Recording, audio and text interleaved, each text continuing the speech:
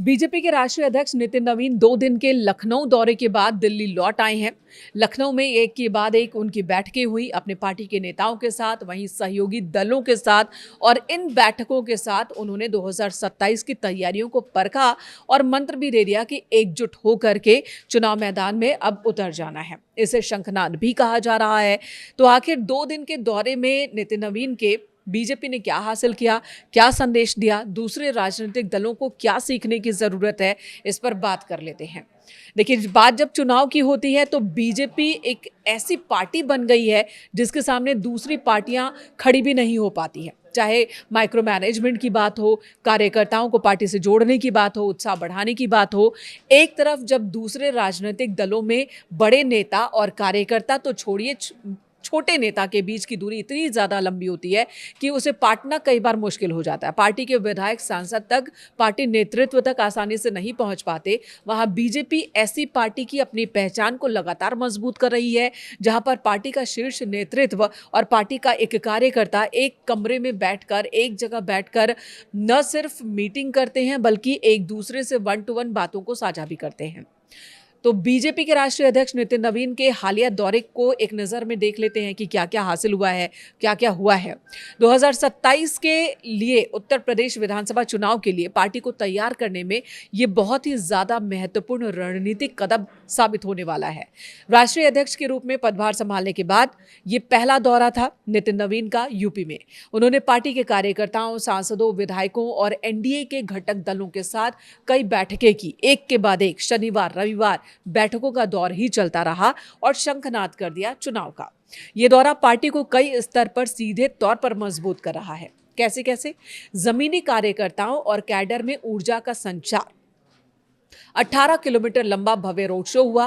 कार्यकर्ताओं के विशाल स्वागत ने पार्टी कैडर में एक नया जोश भर दिया। राष्ट्रीय अध्यक्ष का सीधे बूथ स्तर पर जाना, जैसे कि पीरनगर में एक दलित बूथ अध्यक्ष के घर पर पहुंच गए, रात में वहीं पर रुके। अब ये चर्चा का विषय है। वहीं पर बातचीत हुई। कार्यकर्ताओं के मनोबल को बहुत ही ज्यादा बढ़ाती है इस तरह की जो कार्यशैली होती है वो। एनडीए गठबंधन में एकजुटता का संदेश दिया उन्होंने सभी घटक दलों के नेताओं से मुलाकात की।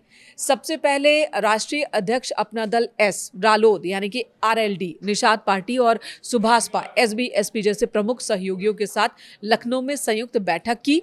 एक बड़ा कदम उठाया। चुनाव में सीटों के बंटवारे और जमीनी स्तर पर तालमेल को लेकर एक स्पष्ट संदेश दिया उन्होंने। वरिष्ठ नेताओं और अनुभवी चेहरों का मार्गदर्शन। इस दौरे में उन्होंने पार्टी के पूर्व प्रदेश अध्यक्षों के साथ भी चर्चा की। चाय पर चर्चा हुई। केशव प्रसाद मौर्य, रमापति राम त्रिपाठी, लक्ष्मीकांत वाजपेयी जैसे अनुभवी नेताओं को एक साथ लाकर उन्होंने ये दिखाया कि पार्टी पुरानी रणनीति और अनुभवों का पूरा लाभ उठाना चाह रही है। उनकी महत्ता को दर्शाया उन्होंने। केशव प्रसाद मौर्य हो या फिर स्वतंत्र देव सिंह, जब बीजेपी यूपी में सत्ता में थी और नहीं थी, यानी कि उससे पहले सभी प्रदेश अध्यक्षों के साथ उन्होंने मीटिंग की, 1-to-1 भी और फिर एक साथ बैठकर भी। शक्ति केंद्र सम्मेलनों के जरिए बूथ प्रबंधन चुनाव जीतने की सबसे बड़ी कुंजी साबित होती दिख रही है। राष्ट्रीय प्रेरक स्थल पर शक्ति केंद्र संयोजक सम्मेलन को संबोधित करके उन्होंने कार्यकर्ताओं को यह स्पष्ट मंत्र दिया कि वे हर बूथ पर कमल खिलाने का संकल्प ले। वहीं स्पष्ट विजन और आक्रामक चुनावी नैरेटिव उन्होंने साफ साफ कर दिया। अपने संबोधन में उन्होंने स्पष्ट संदेश दिया कि यूपी 2047 से पहले ही विकसित राज्य बन जाएगा। साथ ही उन्होंने विपक्षी दलों को घेरा। कहा कि जहां विपक्ष अराजकता को बढ़ावा देता है, वहीं बीजेपी की डबल इंजन की सरकार कानून व्यवस्था और सुशासन पर आधारित है। बीजेपी के नए और सबसे युवा राष्ट्रीय अध्यक्ष नितिन नवीन का ये दौरा कई मायनों में अहम है और विपक्षी दलों को, दूसरे राजनीतिक दलों को भी इससे सबक लेने की जरूरत है, क्योंकि उनके सामने एक गंभीर रणनीतिक चेतावनी और गहरा गई है। वहीं अखिलेश यादव अक्सर ही आरोप लगाते हैं कि बीजेपी के अंदर बहुत ही खटपट है, ऑल इज वेल नहीं है। सीएम योगी आदित्यनाथ हो या केशव प्रसाद मौर्य हो, उनके बीच बनती नहीं है।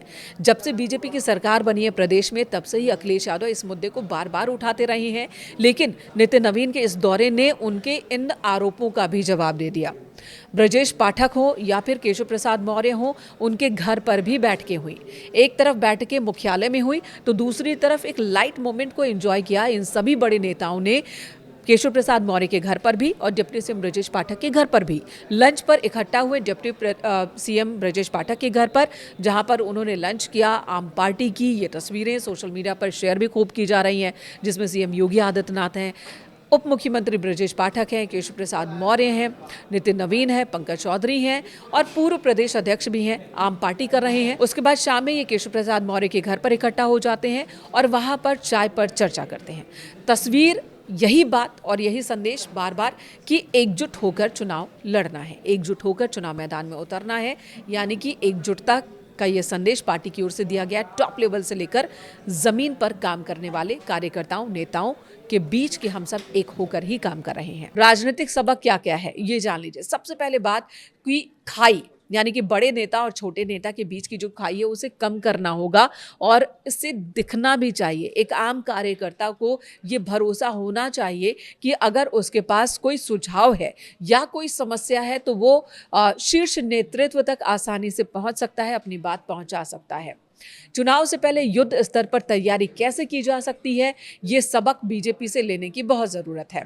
अन्य दल अक्सर ही चुनाव से कुछ महीने पहले ही सक्रिय होते हैं, जबकि बीजेपी चुनाव खत्म होते ही अगले चुनाव की तैयारी में जुड़ जाती है। ये बात पुरानी है, लेकिन दूसरे राजनीतिक दल अब भी इससे सबक नहीं ले पा रहे हैं। अगर कोशिश करते भी हैं तो फिर वो कोशिश बीच में ही रुक जाती है। विपक्ष को ये समझना होगा कि चुनाव केवल चुनावी सीजन में अब नहीं, बल्कि ऑफ सीजन में भी जमीन पर जो मेहनत की जाती है उससे जीते जाते हैं।